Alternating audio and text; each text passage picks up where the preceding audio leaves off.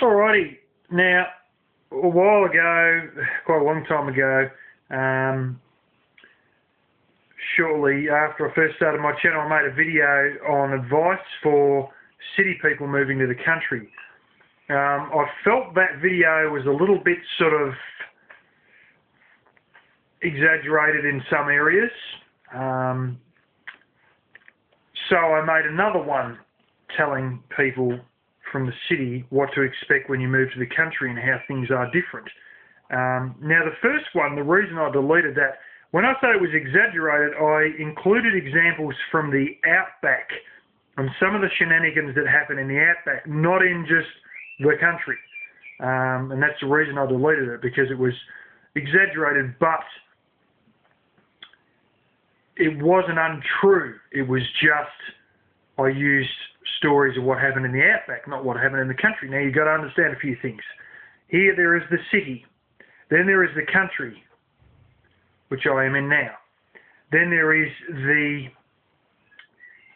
sort of outer country, back blocks, out in the sticks, that's not Outback, but it's not really country per se. It's like in between, it's semi-Outback or really far out country. You know, and there's sort of more desertish regions of the northwest of the state, such as the Mallee and things like that, and where I grew up as a kid, that's those sort of regions. And then there's the Outback proper. And when I was a kid, my dad's boss used to buy cattle from the Outback proper, and then he'd bring it back to where we were and fatten them up. And I'll give you an example of what they were like. These cattle are just a massive area with a fence around it. There is usually no grass. These cattle usually eat native plants that have always been here, to the point that we used to get them, put them in a paddock.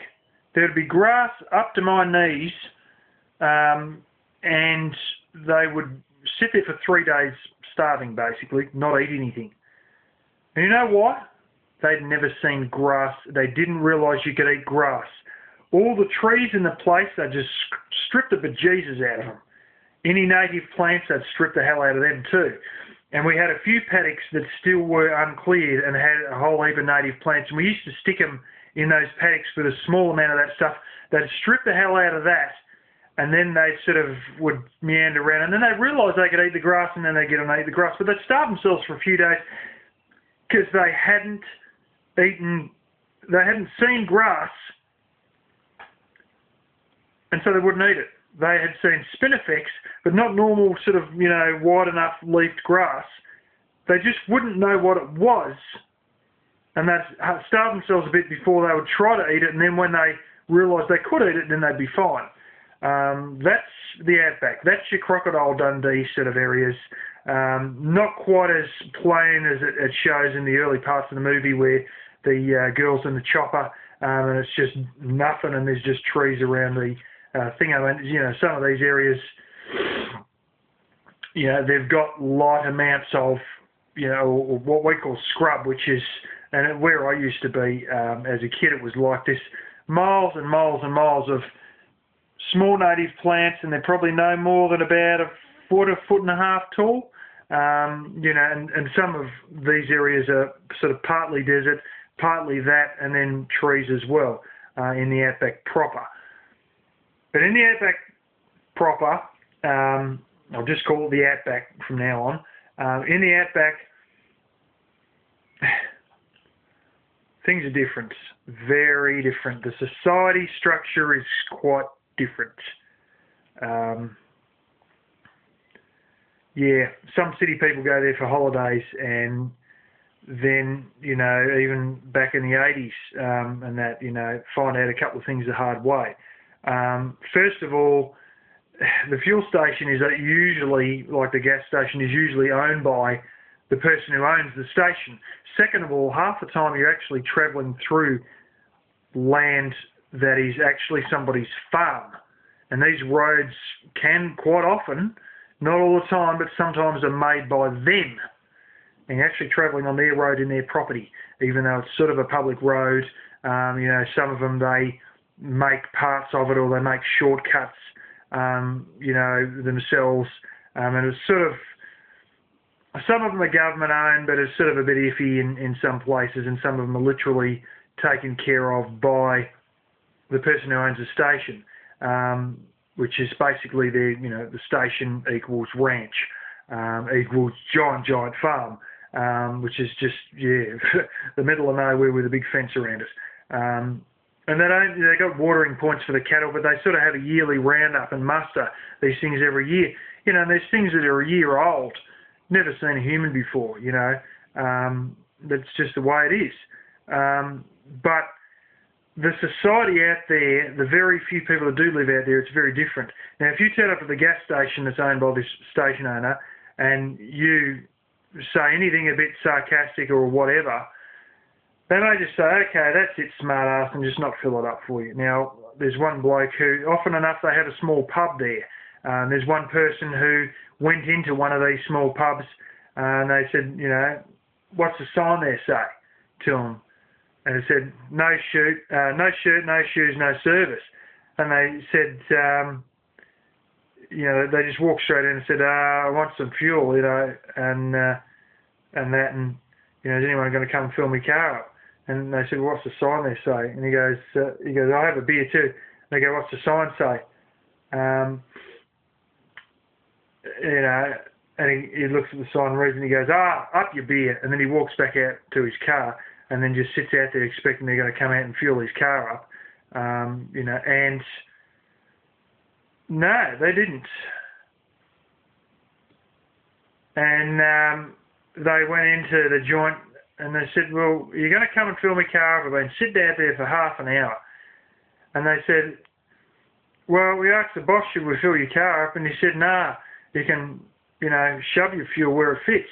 You know, exactly the same thing he said about the beer that he asked for after they said, no, unless you got a shirt on, we're not going to serve you.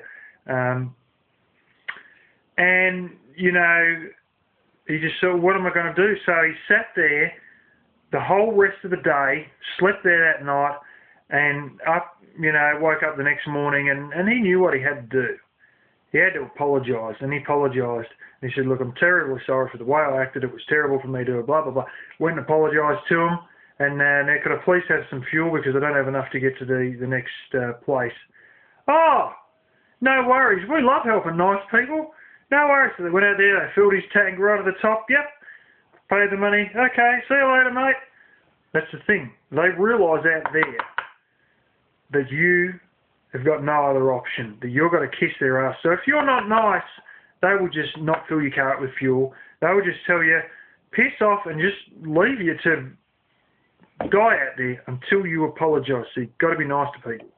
Now, secondarily, the cop out there is the only cop for hundreds of miles, sometimes 300 miles, you know. And have a guess what? There ain't no backup coming either, and he knows it. He knows it, and everybody else knows it. And when there's a situation that gets a bit grumpy, he tries and mediates, but he doesn't sit there laying the law down. This is the way it goes, blah. He sort of realises that he doesn't own the town, because if he gets nasty and people don't like him, and they gang up, which they have been known to do in these areas, they all gang up. What happens is, especially if you've got a whole Aboriginal tribe and you decided that this is what it's going to be and you're not going to do this, boom, boom, boom, you know, you're going to lay down the law, yeah, you may have 150 people decide to gang up against you. You may find that you are the one who can't get any fuel for your vehicle. You're the one who isn't even allowed to buy groceries. You know, and so the cop's got to just sort of play negotiator. He's like a blooming mediator at times, because there's no backup coming, and if people turn on him, he is fucked himself. They can feed him to crocodiles quite literally, and there's nothing they can do about it. Now, some of these people, things do get a little bit out of hand. I'm going to talk about some real glorious stories that that you probably wouldn't have otherwise heard about. You may have heard about it if you know about people in there, but if you're American, you never would have heard about this stuff. Now, there's a group that my uncle was involved in, not a terrorist organisation, they're not blacklisted, anything like this. But one of the member, it has since closed, this group, and it was known as the Rural Action Movement. Basically, they were, helping farmers fight the banks for being repossessed, and he was spent a lot of time helping them out and helping out other people. Even a case of someone who owned a brewery that they were trying to repossess, even though they hadn't missed any payments. Now, the person who ran the West Australian chapter, he was in pretty far out country, and they come up with some glorious big freight tax on, train freight, which basically made it. And I think there's the Hutt River Province, which is sort of its own country on its own inside a big property. I think they had grain quotas cut, and that's what sort of formed that province. But this bloke here, they had a freight levy. And the freight levy was going to be about 3 times the price of what they'd get for the damn wheat. Well, he wasn't happy. So in all that, he blew up about 2.5, no. Well, no, it wasn't 2.5 kilometres.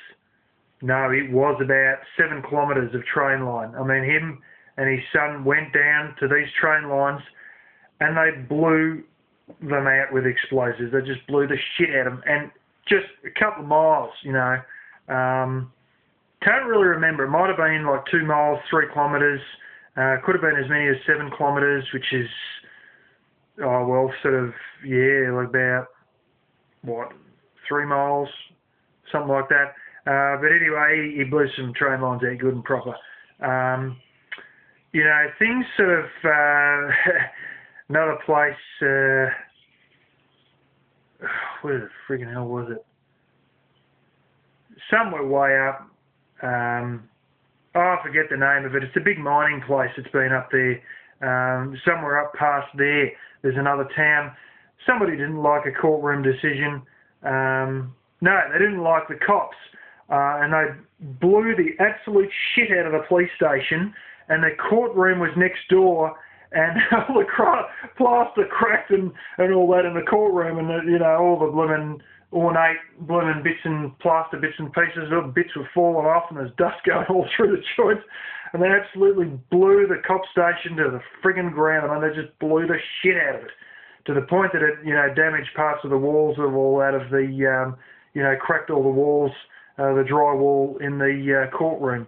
Now, there's another town that my uncle used to be in. This is in South Australia. It's in the desert. It's an opal mining town. He was there for 6 months in the 1970s. My parents have been there about a year ago. That town is pretty much the Wild West in the real.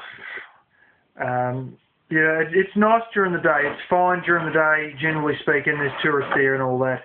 At night, this is multiculturalism at work, and when you hear things in Europe about how they're saying multiculturalism isn't working in France and Germany and stuff like that, you sort of, in some parts of Europe, you sort of understand in a way a few bits and pieces, but there's a lot of East Europeans there, and some of these are pretty fiery sort of people, as you may know if you've dealt with some of the people from the former Yugoslavia and that, they can get pretty grumpy amongst each other.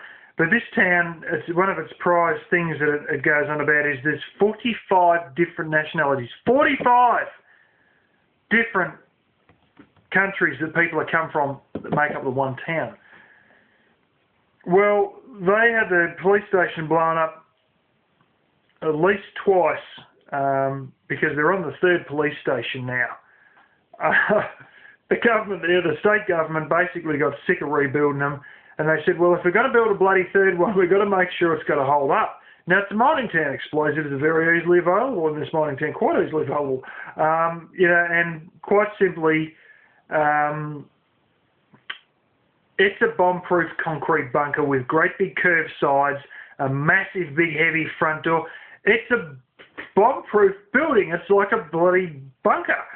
It's full on like something out of, some crazy episode of Doomsday Preppers or something, you know, some Doomsday. It's really like that. My parents have seen it. I don't think they took any photos, unfortunately. But, you know, that's what they got. Because the cop station got blown up that many times, they wanted a building that was resistant against bombs. So that's what they built.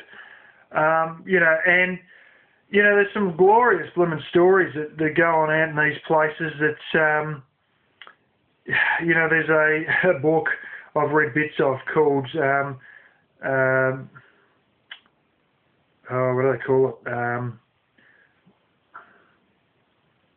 Something like Red Centre, Dark Heart or something like that. Or there's Red Centre and Heart and Dark.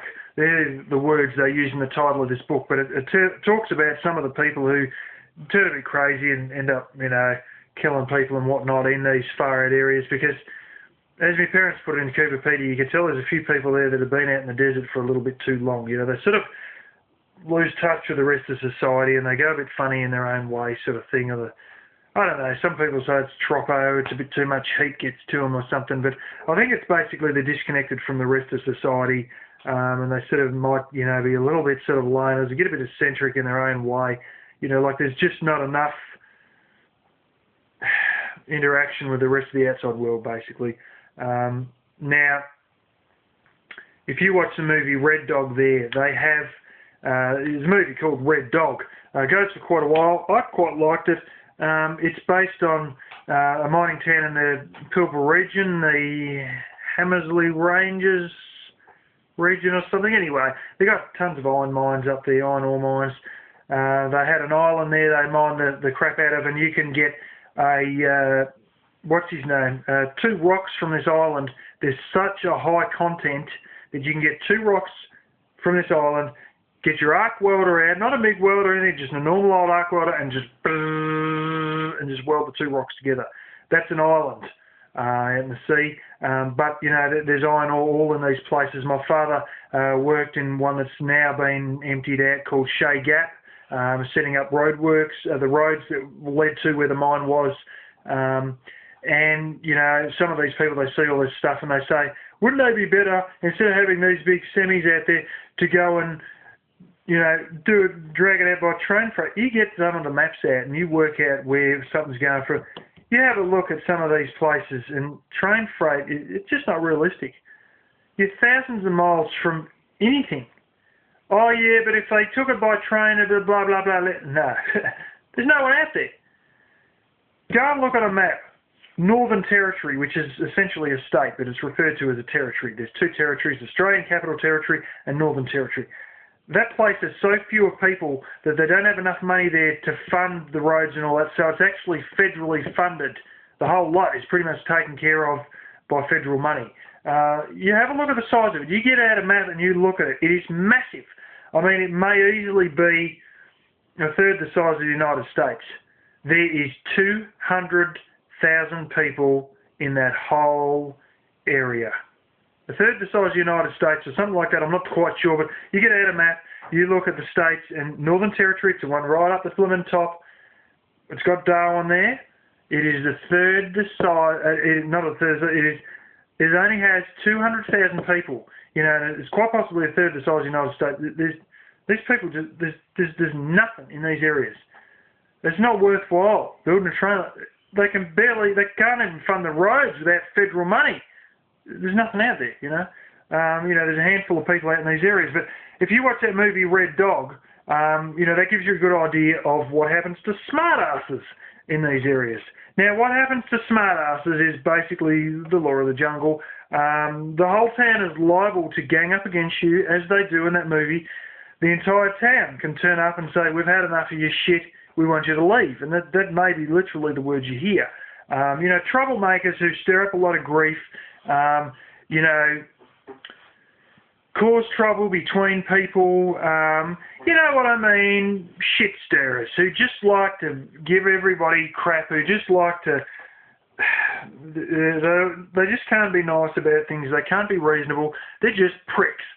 You know, those sort of people, they get told to leave town.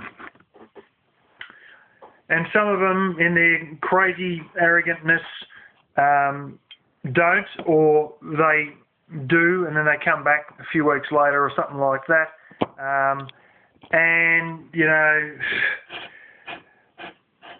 it's a little bit like Cooper Pedy. If they don't get the hint, everybody there, the cop is only a negotiator. And if you have trouble, you know, and you go, oh, well, we'll go to the cops. You can't kick us out of the town. We'll go to the cops. And the cop is a negotiator. He says, well, look, you know, like a lot of people feel this way, and, you know, like I'm just, and he'll put it in a nice, he won't say it, he'll beat around the bush, he'll say it politically correct that, you know, I think it's about time that you took the hint and you moved on, mate, because, you know, there's no real opportunities for you left in this town, blah, blah, blah, blah, blah, blah, blah. In other words, I'm not going to do anything. And they'll literally chase them out of the town. Now, if they don't take the hint, and there's a particular person who they really squabble with, and it might be some eccentric old man or whatever, you know, on occasion everybody just doesn't see anything, and they just sort of turn a blind eye, and whatever happens is what happens. There's a lot of desert out there. The soil's very easy to dig, you know, and that's that. And Cooper Pedy is the same, but they've got a different method over there. What happens is some people will do what they call jump another person's claim. Now, I'll give you an idea of how it works.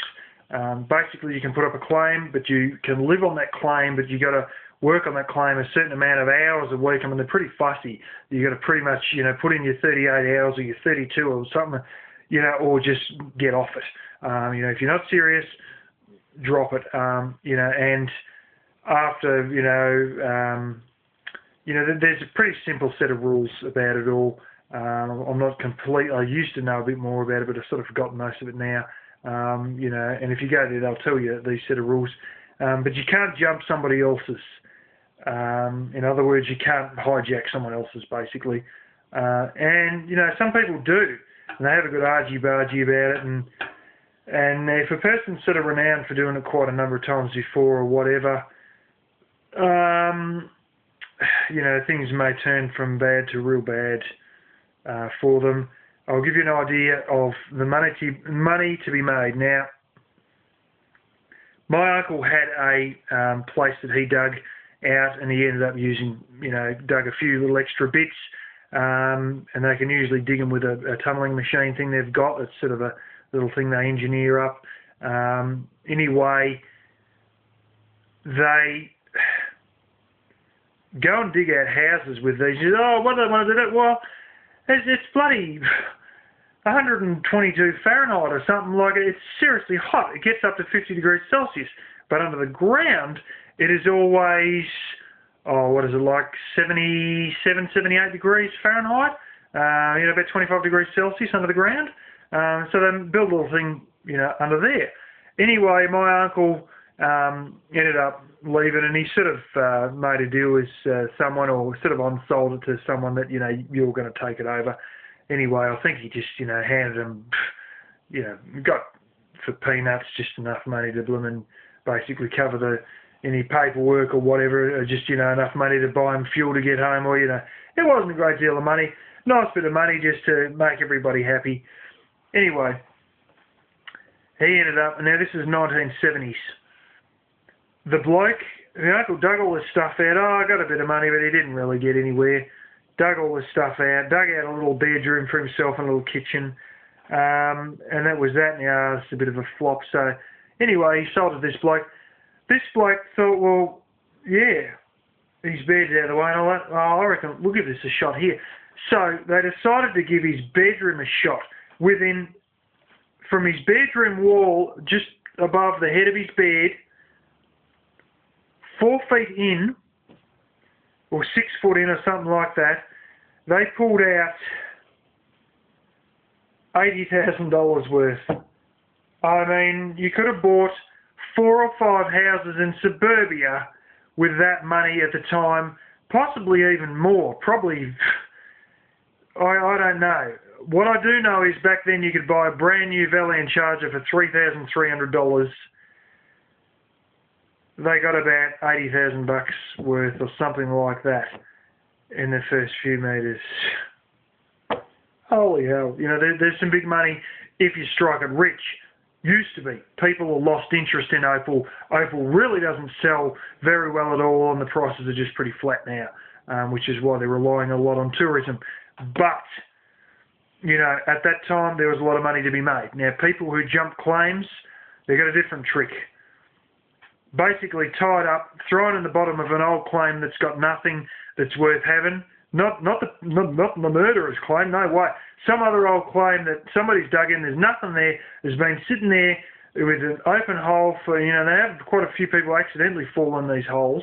But these holes that, you know, have been there, some of them have been there since, like the 1950s, you know, years and years. So what they do is they tie someone up who's jumped their claim, chuck them down the hole, insert explosives and blow all the roof and all the sides in on top of them, and they never see them again. And, you know, that's the sort of stuff that can go on out in the outback. So, you know, it's basically the law of the jungle in some of these areas. Now, I'm not saying you all got to get killed out there. I'm just saying if you do ever go way out whoop whoop, I mean, not just, oh, I'm going to the outback and you know, like you just visit my house, you know. Not like that. I mean, full-on Crocodile Dundee, past Burke, desert areas, you know, back at Burke, past Burke, you know, all these sort of Alice Springs that's got enough troubles with Aboriginals beating people up there, but, you know, that's not politically correct to say the truth. I should know the cops will tell you that, and everybody else who lives there will tell you that, and it's on TV as well. But you know, there's some areas that, you know, way out whoop whoop where you got to have your courtesies and it's safe if you don't piss anyone around. It's safe if you're a nice person. It's safe if you've got courtesies. And the price of fuel, you never knew it could be possible. Let's put it like this. About $13 a gallon for diesel, American gallon. It's $3.30 a litre. Times that by 3.8 and that'll give you the price in gallons. Yeah, it's absolutely astronomical prices for fuel. And you can't be stupid around rivers. You can't really stay by rivers, even ones that are fresh water. When you're up in the north, this is the case. Even freshwater rivers, and even the beach, and that, you got to be careful with that.